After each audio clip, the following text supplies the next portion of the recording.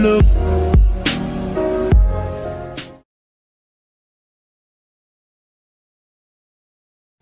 Hi guys, Maxima Cum Louder here, and welcome back to my YouTube channel. Now, a bit of housekeeping before we get into the video. I have been made aware by a couple of my friends that in the first video that I uploaded, the audio was, to be frank, a bit iffy. So I might try to fix that at some point, but I have been quite busy recently with assignments, so hopefully a re-upload of Honest Takes 1 will be coming soon. But I'll keep you posted on where I am with that. Now, today's topic is going to be about the BBC and why it needs reform. Now, I'm not going to be talking about things like alleged corruption or perceived political bias, because personally I think there are other YouTubers and other sources that do a better job at covering that sort of topic. But I personally have a background in business management and economics, and I think I could make a pretty solid case for why, at least at bare minimum, it needs business model reform. Now, firstly, to access BBC channels you have to pay for your television licence, and the television licence fee costs at this point £159 per year, and this will grant you access to 9 national television channels plus regional services, all of the radio stations, which I think 10 pan the UK and you have 6 national and 40 local, the BBC website, BBC iPlayer, BBC Sounds, BBC World Service and other apps and online services. Now, to be honest, £159 for all of these television channels, radio stations and online services and applications, it actually sounds like quite a good deal, but you'd be far from the truth in that respect. One of the main problems with the BBC is they've been trying to cater to the millennial audience, and by doing that they've been putting out content which, to be honest, doesn't particularly reflect the tastes of the other generations within the country, which actually make up the majority of the BBC's viewership. The majority of the BBC's viewership tend to be the older generation, and they tend to watch either sports or some of the old soap operas which have been going on forever, such as EastEnders. Millennials, on the other hand, have pretty much grown up with technology for all of their lives. For example, if you're born in the mid-90s, then you've grown up with the internet pretty much forever, and you've seen the technological development of things like streaming services and YouTube throughout that time. And due to this, we now essentially live in I'd like to call it a pay-per-view society. So you can pick and choose whatever you want to watch through various different services like Netflix, Amazon Prime, Spotify for music. You can get YouTube Premium.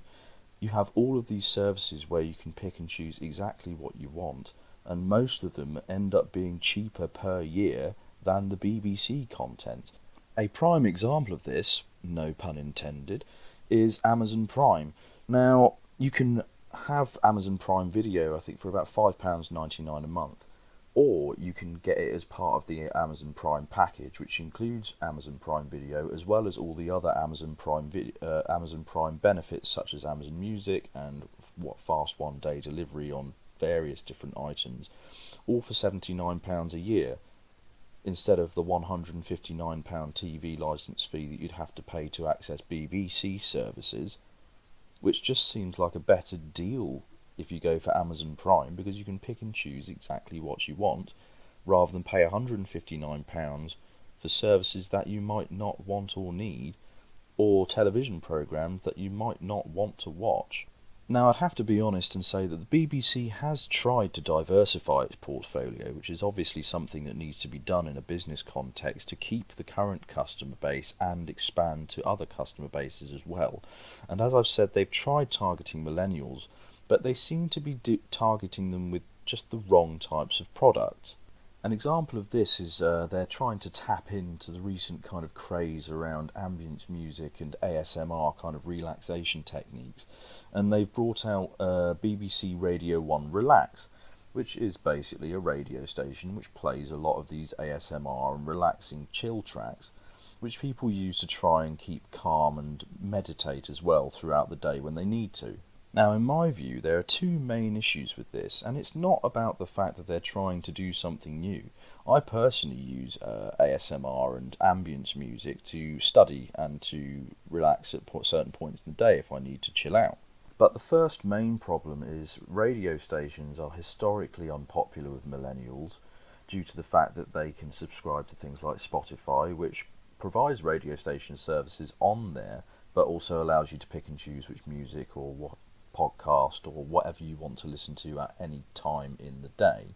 And secondly, and probably most importantly, because this is the method that I tend to use, is you can get ASMR and ambience tracks on YouTube for free.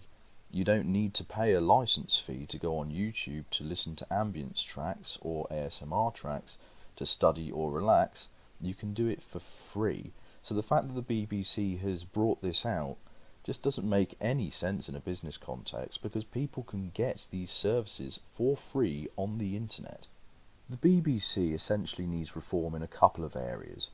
Firstly, it needs to reevaluate its target market strategy, because they're targeting people who really probably don't want their services right now, because their target base is much older than the millennial generation, because the older generation grew up with television, whereas millennials tended to grow up with the internet, streaming services and subscription services. Secondly, instead of trying to diversify what they've already got, they need to streamline.